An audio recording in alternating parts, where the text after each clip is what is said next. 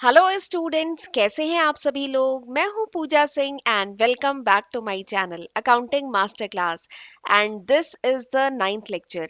ये मेरा ninth lecture है on the subject human resource management. 8 lecture video मैं ऑलरेडी अपलोड कर चुकी हूँ इस सब्जेक्ट पे and this is my ninth lecture video. ये मेरा नाइन्थ लेक्चर वीडियो है। तो चलिए एक बार शॉर्ट में मैं आपको बता देती हूँ कि जो पिछले 8 लेक्चर वीडियोस थे उसमें हमने क्या क्या डिस्कस किया है। तो मैं आपको चैप्टर 1 में डिटेल में समझा चुकी हूँ अबाउट ह्यूमन रिसोर्स मैनेजमेंट, और ये सारे टॉपिक हैं जो हमने बहुत डिटेल में डिस्कस किए हैं। फिर चैप्टर सेकंड में मैं आपको जॉब एनालिसिस पढ़ा चुकी हूँ, और जॉब एनालिसिस में हमने ये सारे टॉपिक जो आपको स्क्रीन पे इस टाइम दिख रहे हैं, ये सारे ही टॉपिक हमने डिटेल में समझे थे। फिर उसके बाद चैप्टर 3 में हमने ह्यूमन रिसोर्स प्लानिंग के बारे में डिटेल में समझा था। ठीक है, और उसके सब टॉपिक डिस्कस किए थे। एंड अभी हम लोग चैप्टर 4 रिक्रूटमेंट डिस्कस कर रहे हैं, और रिक्रूटमेंट पे एक लेक्चर वीडियो मैं ऑलरेडी अपलोड कर चुकी हूँ। एंड रिक्रूटमेंट पे ये मेरा दूसरा लेक्चर वीडियो है। पिछले लेक्चर में मैंने आपको डिटेल में समझाया था अबाउट रिक्रूटमेंट। रिक्रूटमेंट होता क्या है, इसके चैलेंजेस क्या है, ये हमने डिटेल में पिछले लेक्चर वीडियो में समझा था। एंड आज हम इसके आगे पढ़ेंगे। आज हम आगे वाले ये सब जो टॉपिक है जो आपको स्क्रीन पे इस टाइम दिख रहे हैं, ये आज के लेक्चर में हम पढ़ेंगे। ठीक है, तो चलिए फिर बिना टाइम वेस्ट किए जल्दी से हम आज का लेक्चर वीडियो स्टार्ट करते हैं।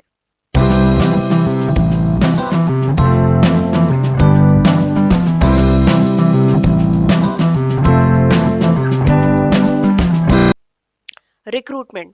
तो वैसे तो रिक्रूटमेंट क्या होता है ये पिछले लेक्चर में डिटेल में समझा चुकी हूँ। मैं बता चुकी हूँ कि जो ह्यूमन रिसोर्स है, जो ऑर्गेनाइजेशन की जो एम्प्लॉय है, ये सबसे बड़ा एसेट है किसी भी ऑर्गेनाइजेशन के लिए। कोई भी ऑर्गेनाइजेशन आगे चल के प्रॉस्पर करेगी, ग्रो करेगी, प्रोग्रेस करेगी, सक्सेस पाएगी, it all depend upon the human resource of the organisation. Organisation का एचआर कैसा है, ह्यूमन रिसोर्स कैसा है, एम्प्लॉय कैसे है, एम्प्लॉय क्या कॉम्पिटेंट है, कैलिबर है उनमें, हार्ड वर्किंग है, एक्सपीरियंस है। ठीक है, तो क्वालिफाइड है, इन सारी बातों पे डिपेंड करता है कि ऑर्गेनाइजेशन आगे चल के कैसा ग्रो करेगी। ठीक है, तो इसीलिए ह्यूमन रिसोर्स तो बहुत इंपॉर्टेंट है ना। ठीक है, तो ह्यूमन रिसोर्स, सही ह्यूमन रिसोर्स ऑर्गेनाइजेशन में रिक्रूट करना। और सही ह्यूमन रिसोर्स कैसे ऑर्गेनाइजेशन में आएगा, जब ऑर्गेनाइजेशन सही एम्प्लॉयज को, सही पीपल को ऑर्गेनाइजेशन में क्या करेगी, रिक्रूट करेगी। ठीक है, तो इसीलिए this topic is very important, recruitment. तो रिक्रूटमेंट क्या होता है बता दिया था। रिक्रूटमेंट क्या है, ये एक प्रोसेस है जिसके तहत ऑर्गेनाइजेशन सर्च करती है एंड इनकरेज करती है पोटेंशियल एप्लीकेंट को।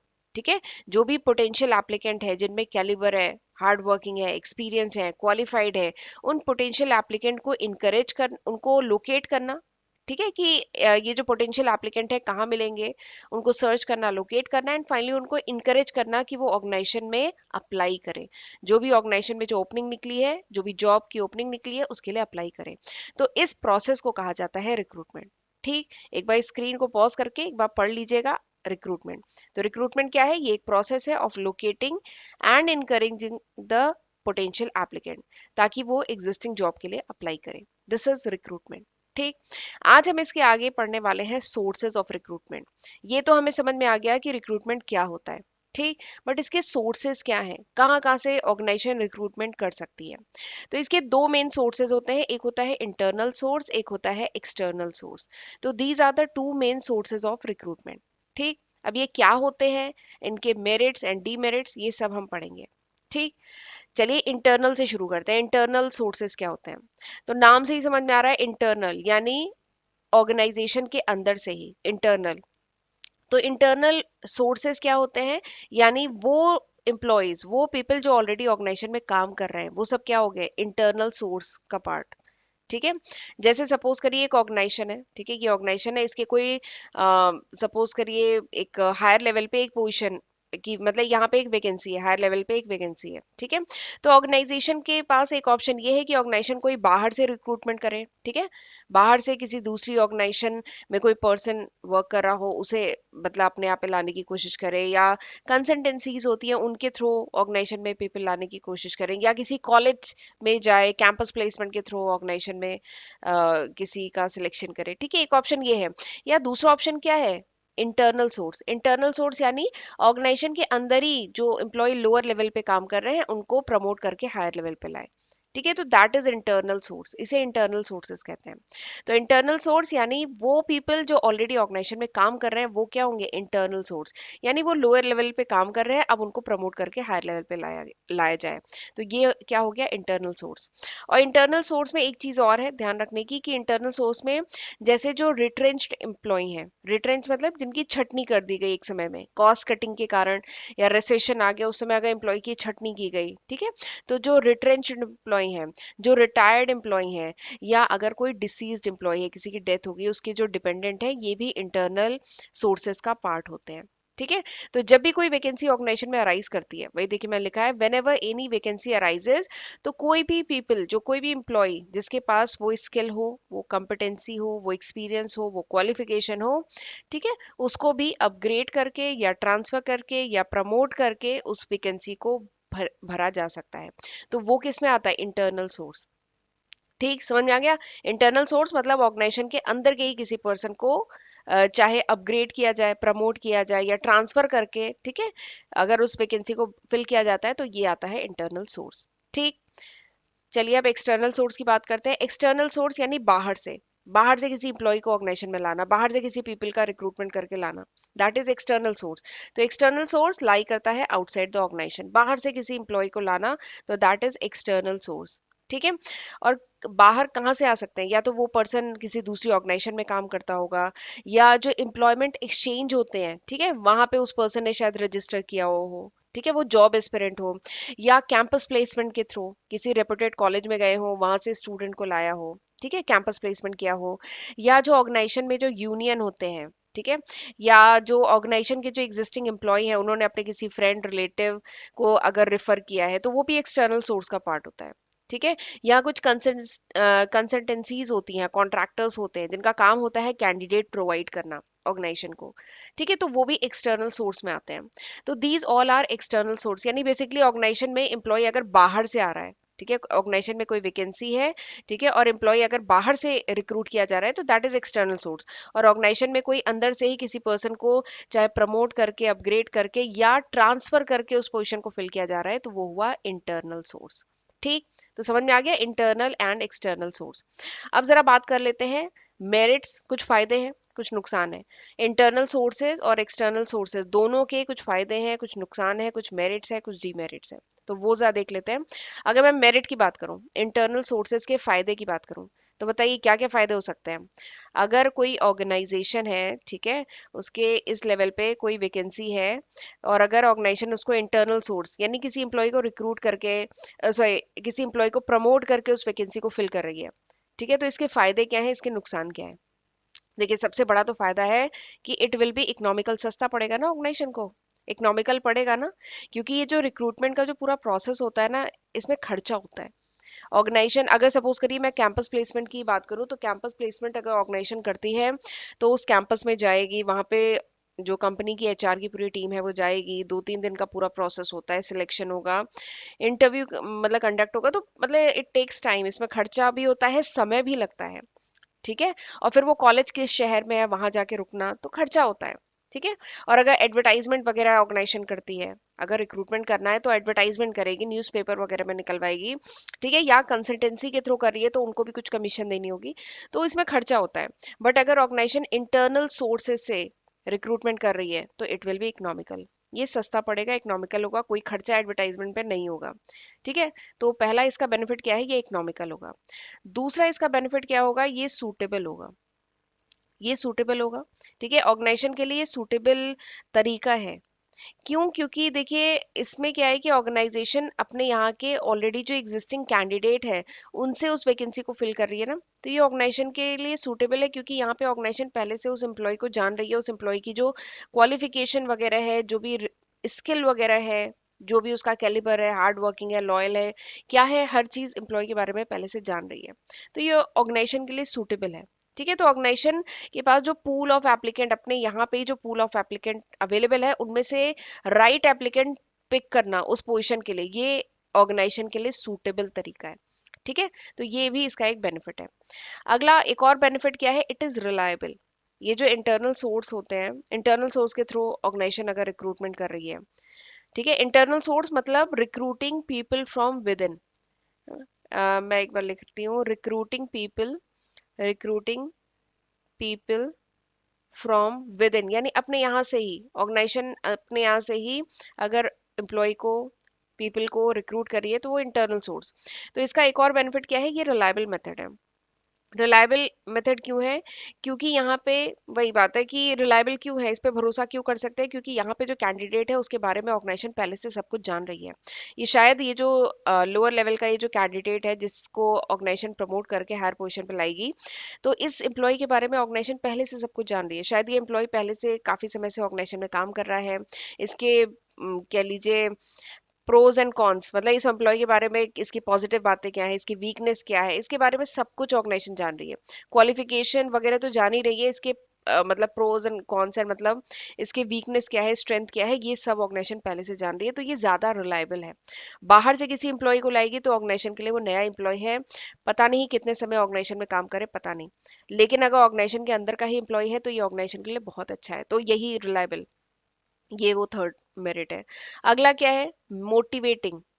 मोटिवेटिंग, तो सही बात है, ये बहुत ही मोटिवेटिंग, अगर इंटरनल ऑर्गेनाइजेशन अगर इंटरनल रिक्रूटमेंट कर रही है, ठीक है, अंदर से ही किसी एम्प्लॉय को रिक्रूट करके हायर पोजीशन की जो वैकेंसी है उसको फिल कर रही है, तो it is very motivating for lower level के जो एम्प्लॉय हैं, इनके लिए बहुत मोटिवेटिंग है। क्योंकि उन्हें पता चल गया कि इसके थ्रू क्या हो रहा है, इसके थ्रू प्रमोशन हो रहा है, ये वैकेंसी थी, इसके थ्रू क्या हो रहा है, एम्प्लॉयज का प्रमोशन हो रहा है। उन्हें पता है कि अगर वो ईमानदारी से काम करेंगे, हार्ड वर्क करेंगे, जो भी उन्हें टास्क दिया जा रहा है वो समय पे पूरा करेंगे, तो दे विल वर्क इंथुजियास्टिकली, वो बहुत मोटिवेटिंग इंथुजियास्टिकली काम करेंगे और वो ऑर्गेनाइजेशन की तरफ लॉयल रहेंगे। उन्हें पता है कि आगे चल के कोई भी हायर लेवल की वैकेंसी क्रिएट होती है तो ऑर्गेनाइजेशन हमें प्रमोट कर सकती है, तो it is motivating for the employees. ठीक, तो ये इसके हो गए मेरिट्स, बट इसके कुछ नुकसान भी है। क्या नुकसान है, पहले क्या है, इन ब्रीडिंग। सबसे पहला नुकसान क्या है, इन ब्रीडिंग। क्योंकि इन ब्रीडिंग यानी ऑर्गेनाइजेशन के जो अंदर के ही एम्प्लॉय हैं उन्हीं को ही हायर पोजीशन पे भेजा जा रहा है। इसका मतलब क्या है कि बाहर से कोई भी टैलेंटेड पीपल, कुछ भी न्यू ब्लड, कह लीजिए नया खून, न्यू ब्लड कुछ भी बाहर से नहीं आ रहा है, तो इससे क्या होगा, इनोवेशन खत्म हो जाएगा ऑर्गेनाइजेशन में। ठीक है, इनोवेशन खत्म नहीं हो जाएगा। बाहर से कोई नया एम्प्लॉय ऑर्गेनाइजेशन में आएगा तो वो नए आइडियाज लेके आएगा, इनोवेटिव टेक्निक, नया जो मार्केट में चल रहा है वो लेके आएगा। लेकिन अगर अंदर से ही किसी एम्प्लॉय को हायर पोजीशन पे प्रमोट किया गया, तो इसमें कुछ भी नया नहीं होगा। ठीक है, तो वही है, इससे क्या है, बाहर का जो टैलेंट है वो ऑर्गेनाइजेशन के अंदर नहीं आ पाएगा, तो वही है इन ब्रीडिंग, ये एक पहला डिसएडवांटेज है। अगला क्या है, इनएफिशिएंसी। नेक्स्ट क्या है, इनएफिशिएंसी। तो सही बात है, अगर ऑर्गेनाइजेशन में लोअर लेवल के एम्प्लॉय को अगर पता है कि आज नहीं तो कल जब भी हायर लेवल पे वैकेंसी क्रिएट होगी हमें प्रमोट कर दिया जाएगा, क्योंकि बाहर से तो कोई रिक्रूटमेंट होना नहीं है, अंदर से ही रिक्रूटमेंट होना है, तो हमें प्रमोट कर दिया जाएगा, तो एम्प्लॉय क्या हो जाएगा, इनएफिशिएंट हो जाएगा। क्योंकि उसे पता है कि उसका तो प्रमोशन कभी ना कभी, चलो देर सवेर जब होगा, होगा ही। तो इससे क्या है कि जो इनएफिशिएंट एम्प्लॉय है ना, उनके लिए तो अच्छी बात है, लेकिन जो एफिशिएंट एम्प्लॉय है वो डीमोटिवेट हो जाएंगे। ठीक, तो ये इसका दूसरा डिसएडवांटेज है। अगला क्या है, लिमिटेड चॉइस। ऑर्गेनाइजेशन के पास लिमिटेड चॉइस नहीं हो जाएगी। अगर ऑर्गेनाइजेशन को अंदर से ही किसी को रिक्रूट करना है हायर पोजीशन के लिए, तो ऑर्गेनाइजेशन के पास अब क्या हो जाएगी, लिमिटेड चॉइस हो जाएगी। ठीक है, क्योंकि अब इसी पूल ऑफ एप्लीकेंट में से ऑर्गेनाइजेशन को सिलेक्ट करना है हायर पोजीशन के लिए। तो भले ही एम्प्लॉय लेस क्वालिफाइड है लेकिन यही ऑप्शन ऑर्गेनाइजेशन के पास है, तो ये क्या है, लिमिटेड चॉइस। इससे अल्टीमेटली लॉन्ग टर्म में जाके ऑर्गेनाइजेशन की ग्रोथ विल हैम्पर। ठीक है, तो ये थे इंटरनल सोर्सेज के merits and demerits. External source के अगर मैं मेरिट की बात करूं, ठीक है, एक्सटर्नल सोर्स के मेरिट की बात करूं, तो सबसे पहला फायदा, बेसिकली इसका जो नुकसान है, एक मिनट मैं स्क्रीन क्लियर करती हूँ, स्क्रीन एक मिनट क्लियर कर रही हूँ। इसका जो नुकसान है ये इसका फायदा है। ठीक है, इंटरनल सोर्सेज का जो नुकसान है वो क्या है, एक्सटर्नल सोर्सेज का फायदा है। सबसे पहला जो मेरिट है that is injection of new blood, fresh blood. Injection of fresh blood, यानी इसका मतलब बाहर से, अगर ऑर्गेनाइजेशन बाहर से रिक्रूटमेंट करती है तो क्या होगा, ऑर्गेनाइजेशन में न्यू मतलब फ्रेश ब्लड, बाहर से जो न्यू टैलेंट है, फ्रेश ब्लड का मतलब क्या है, न्यू टैलेंट है विद स्पेशल स्किल, वो अब ऑर्गेनाइजेशन में आ पाएगा, जिससे अब क्या होगा, इनोवेशन के चांसेस हैं, नया जो मार्केट में चल रहा है वो पता चलेगा। एम्प्लॉय जो ऑर्गेनाइजेशन में ऑलरेडी काम कर रहे हैं उन, अगर बाहर से भी एम्प्लॉय ऑर्गेनाइजेशन में आते हैं तो इससे क्या है, मार्केट में क्या चल रहा है आजकल, मार्केट में क्या डिमांड है, innovative skill, new talent organisation में इंटर करेगा, तो ये अच्छी बात है, ये मेरिट है एक्सटर्नल सोर्स के एक्सटर्नल सोर्स अगर यूज किया जाता है, इसका सबसे पहला मेरिट यही है। दूसरा मेरिट क्या है? Wide choice. ऑर्गेनाइजेशन के पास क्या हो जाएगा, अब क्या है, ज्यादा चॉइसेस है। ऑर्गेनाइजेशन कैंपस प्लेसमेंट भी कर सकती है, कंसल्टेंसी की भी हेल्प ले सकती है, अपने जो एम्प्लॉयज हैं उनको कह सकती है कि आपके कोई नोन में हो, कोई रेफरेंस हो तो वो आप रेफर करिए, ठीक है। तो अब क्या है, ऑर्गेनाइजेशन के पास बहुत ज्यादा चॉइस हो जाती है एक्सटर्नल सोर्स में, ठीक है। तो वो इसका एक दूसरा मेरिट है। अगला क्या है? मोटिवेशनल फोर्स, ठीक है। अगला जो इसका मेरिट है दैट इज मोटिवेशनल फोर्स। अगर एक्सटर्नल सोर्स अगर ऑर्गेनाइजेशन यूज करती है तो जो ऑलरेडी एग्जिस्टिंग एम्प्लॉय है ना, उनके लिए बहुत मोटिवेशन की तरह भी ये काम करता है। एक्चुअली मोटिवेशन और डिमोटिवेशन दोनों की तरह काम करता है, ये बात है कि आप किस तरह से ले रहे हैं, बट ये मोटिवेशन की तरह लेना चाहिए। जो ऑलरेडी एग्जिस्टिंग एम्प्लॉय हैं, ठीक है, उनमें क्या होगा, कॉम्पिटिटिव स्पिरिट आएगी, वो भी अच्छा काम करने का सोचेंगे। क्योंकि सपोज करिए हायर पोजीशन पे एक वैकेंसी थी, बाहर से रिक्रूटमेंट कर दिया गया, ठीक है। तो जो ऑलरेडी एग्जिस्टिंग एम्प्लॉय हैं वो भी सोचेंगे कि हम भी अगर इस पोजीशन के लिए चाहते हैं तो हमें भी वो क्वालिफिकेशन, वो कॉम्पिटेंसी, वो कैलिबर वो होना चाहिए, तो हम भी इस पोजीशन के लिए जा सकते हैं। तो जो ऑलरेडी एग्जिस्टिंग एम्प्लॉय हैं वो भी मोटिवेट होंगे, ठीक है। तो ये एक तरीके का मोटिवेटिंग फोर्स, मोटिवेशनल फोर्स की तरह भी काम करता है एक्सटर्नल सोर्स। और फिर अल्टीमेटली अगर बाहर से टैलेंट आएगा ऑर्गेनाइजेशन में, न्यू स्किल इनोवेशन होगा, तो लॉन्ग टर्म में ऑर्गेनाइजेशन को बेनिफिट मिलेगा, ठीक है। तो ये सारे मेरिट्स थे एक्सटर्नल सोर्सेज के। और अगर मैं इसके डीमेरिट्स की बात करूं तो पहला डीमेरिट क्या है? डीमोटिवेशन। वही मैंने बताया ना, मोटिवेशन डिमोटिवेशन दोनों है, आप किस तरह से ले रहे हैं ये मैटर करता है। तो अगर बाहर से एम्प्लॉय आ रहे हैं तो शायद ऐसा भी हो सकता है कि कुछ एम्प्लॉय चिढ़ के बैठ जाए, अरे हायर लेवल पे वैकेंसी थी, हमें नहीं प्रमोट किया, बाहर से एम्प्लॉय ले आए। तो डीमोटिवेटिंग भी हो सकता है, तो ये एक डिसएडवांटेज है, ठीक है। जो ऑलरेडी एग्जिस्टिंग एम्प्लॉय हैं वो डीमोटिवेट हो जाए कि काम करने का कोई फायदा ही नहीं, बाहर से एम्प्लॉय आएगा, बाहर से रिक्रूटमेंट होगा। तो ये डीमोटिवेटिंग भी हो सकता है, बट मोटिवेटिंग भी हो सकता है कि वो सोचे कि नहीं, अब ऑर्गेनाइजेशन में कॉम्पिटिटिव स्पिरिट आएगी, एक हेल्दी कॉम्पिटिटिव स्पिरिट, मिल के काम करेंगे, ठीक है, अच्छा करने की कोशिश करेंगे। तो ये मेरिट हो सकता है और यही डीमेरिट भी हो सकता है। अगला क्या है? एक्सपेंसिव, खर्चा होगा ना, एक्सपेंसिव पड़ेगा ना। बेसिकली इसका जो मेरिट है, इंटरनल का जो मेरिट है वो इसका डीमेरिट है। एक्सपेंसिव होगा क्योंकि बाहर से अगर रिक्रूटमेंट करना है, ठीक है, तो क्या होगा, एडवर्टाइजमेंट करना पड़ेगा, कैंपस प्लेसमेंट में भी खर्चा होता है।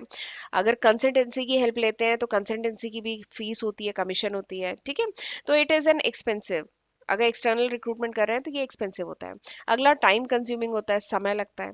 अगर इंटरनल सोर्सेज से कर रहे हैं तो फिर क्या होगा, यहाँ पे समय कम लगेगा, क्योंकि पहले से बता दिया जाएगा कि एक वैकेंसी क्रिएट होने वाली है, तो यहाँ पे प्रोसेस जल्दी हो जाएगा। लेकिन अगर बाहर से एम्प्लॉय आ रहा है, एक्सटर्नल सोर्स से एम्प्लॉय आ रहा है, तो it takes time, time consuming है। एम्प्लॉय आएगा, उसकी कुछ ट्रेनिंग वगैरह होगी, ठीक है। और एम्प्लॉय आता है तो थोड़ा सा सेटल होने में थोड़ा समय लगता है, तो वो थोड़ा सा टाइम कंज्यूमिंग प्रोसेस है। और अनसर्टेनिटी तो बनी हुई है। बाहर से अगर कोई एम्प्लॉय आएगा तो पता नहीं वो किस इंटेंशन से आ रहा है, क्या वो केवल काम सीख करके चला जाएगा, ठीक है। कोई गारंटी नहीं है वो एम्प्लॉय ऑर्गेनाइजेशन में कितने समय तक रहेगा, ठीक है। और बाहर से कोई नया एम्प्लॉय आ रहा है तो उसकी तो गारंटी एकदम नहीं ली जा सकती है, तो वही अनसर्टेनिटी बनी है। लेकिन ऑर्गेनाइजेशन के अंदर का ही कोई एम्प्लॉय है और वो कितने साल से काम कर रहा है, तो उस पर एक रिलायबिलिटी बनती है। बट बाहर से एक्सटर्नल सोर्स से रिक्रूटमेंट हो रहा है तो उसकी थोड़ी सी अनसर्टेनिटी रहती है, तो वही इसका एक डिसएडवांटेज है, ठीक है, डीमेरिट है। तो ये सारे मेरिट थे, ठीक है, ये सारे मेरिट थे एक्सटर्नल और इंटरनल सोर्सेज के, and these were the demerits. ठीक, बहुत इजी है ये तो, आप नॉर्मल उसमें लिख सकते हैं, ठीक है। तो चलिए आज का लेक्चर मैं यहीं पे वाइंड अप करती हूँ। अगले लेक्चर में ये पढ़ाऊंगी method of recruitment. 4 main method होते हैं और इसके अंदर बहुत सारे सब मेथड होते हैं, तो ये अब हम अगले लेक्चर वीडियो में पढ़ेंगे, ठीक है। आज जो मैंने यहाँ तक पढ़ाया है उसको पढ़ के रखिएगा, और लेक्चर यूजफुल लगे तो लाइक करना मत भूलिएगा। मैं बहुत मेहनत से हर दिन आप लोगों के लिए वीडियो डाल रही हूँ, क्योंकि आप लोग के एग्जाम चल रहे हैं और आने वाले भी हैं, ठीक है। तो प्लीज मुझे मोटिवेट करते रहा करिए और प्लीज मेरे वीडियो को लाइक जरूर किया करिए। चलिए मिलते हैं अगले लेक्चर वीडियो में, तब तक अपना ध्यान रखिएगा। God bless you.